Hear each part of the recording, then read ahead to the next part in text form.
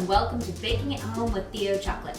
I'm Adria, I am a chocolatier and I work in the confection kitchen at Theo Chocolate. Today I'm going to bake a birthday cake from our Theo cookbook right here. It's this lovely yellow cake with chocolate icing because if it's your birthday during this quarantine, you gotta have a good cake. So, to start out, we're gonna have it calls for 9-inch pans. I'm actually using 8-inch pans. Don't go tell it on me. Okay, now we're gonna grease the pan before we put the parchment in.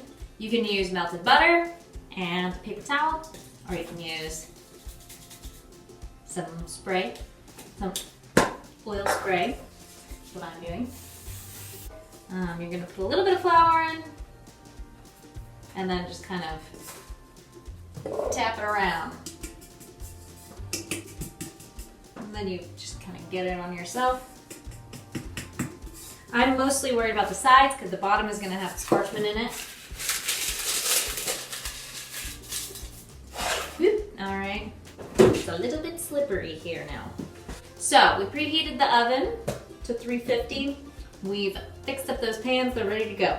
Next, we're going to mix the dry ingredients. We got flour, sugar, baking powder, and salt. Now, I'm going to use a couple substitutions in this recipe, and I'm going to tell you about them because this is a time when substitutions might be necessary. For instance, this cake calls for cake flour. We know that cake flour right now, flour in general is a little bit hard to come by. For every cup of cake flour that it calls for, you're going to remove 2 tablespoons of flour and replace it with cornstarch. It actually works pretty darn good.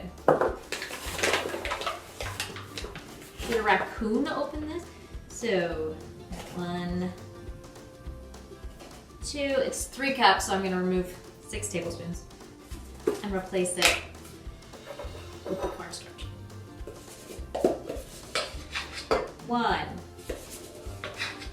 2, I'm almost out of cornstarch. So I've got my cornstarch and I've got my cake flour here, and then 12 ounces of sugar. My sugar is wrapped up like a little baby because it leaks, but I prefer to use baker's sugar. It's finer. I like to use that for cakes. Not necessary though if you've just got regular white sugar. That works great too. Okay, 12¼ ounces, 2 teaspoons of baking powder, 1 of salt, and 1/4 baking soda. Now we're going to mix the dry ingredients in your mixer with a paddle attachment. I didn't get it out yet. Here it is. Just for a few seconds to get it mixed around. On low, don't go exploding it in your face. So the butter is melted.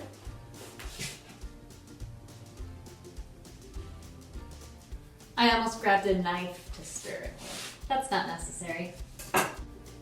Buttery. That's why this cake tastes so good, because of that. Okay, time for another substitution though. So this calls for buttermilk.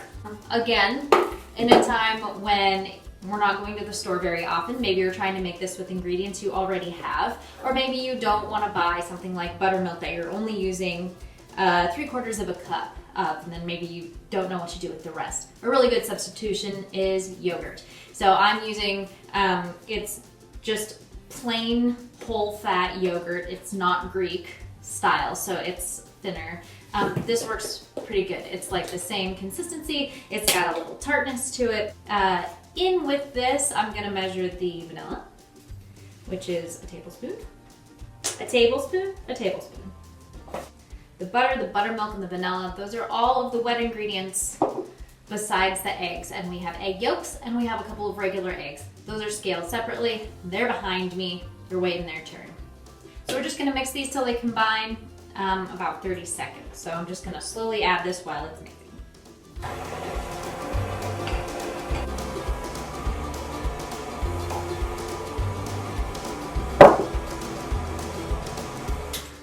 So when you're making a cake batter, a really important thing is to scrape the bowl down a lot. So I'm gonna scrape the bowl down.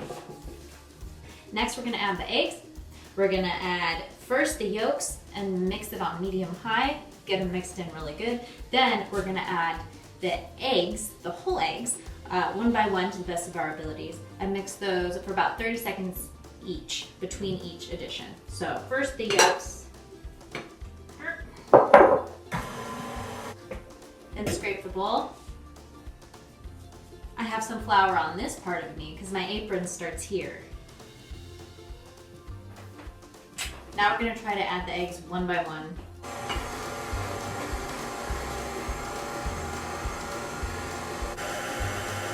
Alrighty, we're going to scrape the bowl one more time and then we're going to mix it on medium for another minute or so. That's a yellow cake batter if I've ever seen one.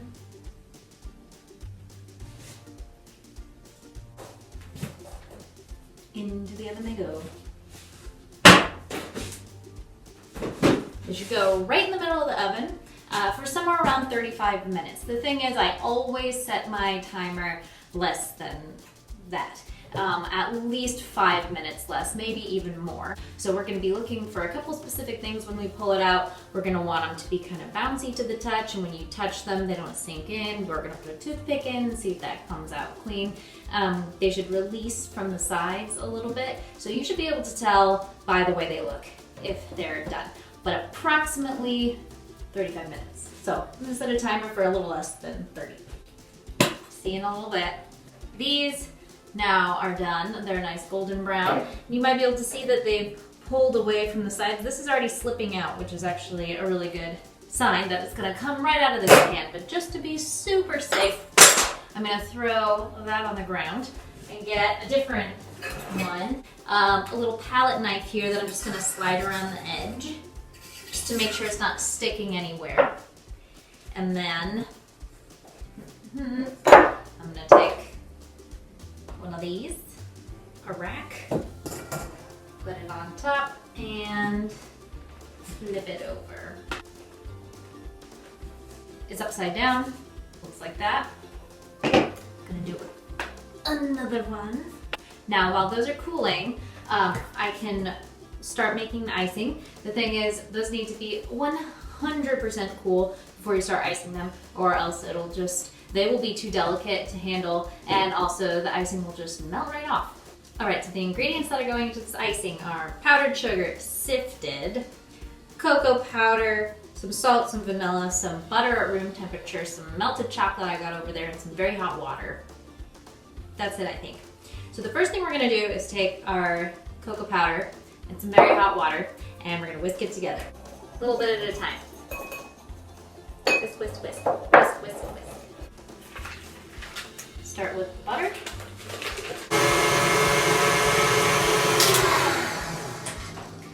Creamed butter is light in color and kind of fluffy. It's less yellow than it was before. Now we're going to add a little bit of this at a time so it doesn't just explode in my face, hopefully.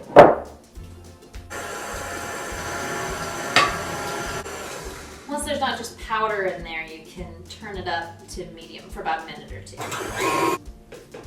So that's pretty light and fluffy now. So now we're going to add the vanilla, the salt, and that cocoa powder paste. So it's a half teaspoon of salt, 1 teaspoon of vanilla, and this paste.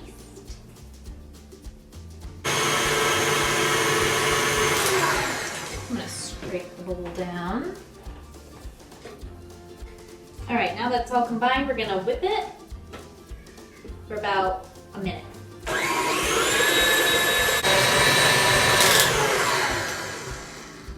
All right, now before we add our melted chocolate, we want to make sure that this is room temperature. In non-quarantine times, the best way to know if your chocolate is ready for dipping, say, is by actually touching it to your lip. It should be cool to the touch of your lip. So I think this is actually good. Just fun to do. So once it's all added, you can turn it up. I'll scrape it one more time. And then we'll turn it up and mix it on medium-high for about 2 minutes. Now we're gonna get to assembling it. So I'm using this cardboard cake round. If you don't have one of these, you can just do it on a plate. You can do it on the plate that you're gonna serve it on. We're gonna put the first one on top. If you have a large serrated bread knife, use it. Be very careful, be very careful.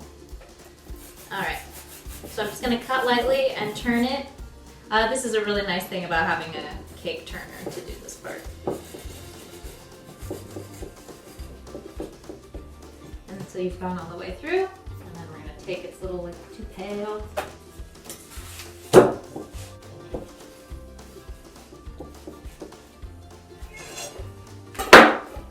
No, oh no! Edge fell off a little bit.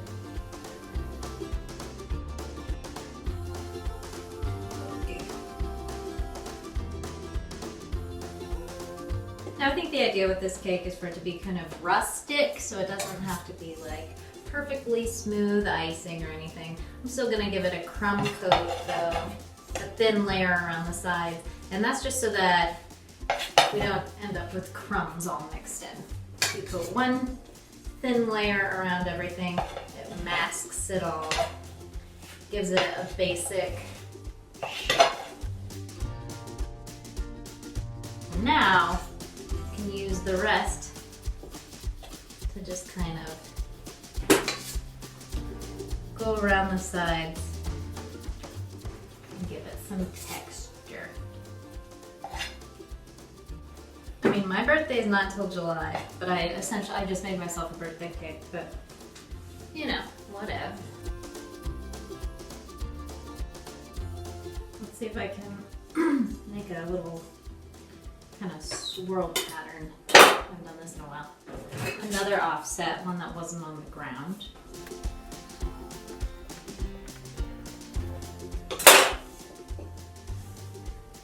Alright, don't fall off. There we go. It did fall off. Back onto the cake turner with you. Of course I used Theo chocolate, by the way, in the chocolate. I mean, that goes without saying. I hope you enjoyed this. I hope that you have a good time making your own cake. I hope if you have a birthday during this time that it brings you some joy. If you're interested in seeing any other recipes done at home, then subscribe to our page on YouTube and see some other fun recipes made by other people as well. Thanks so much.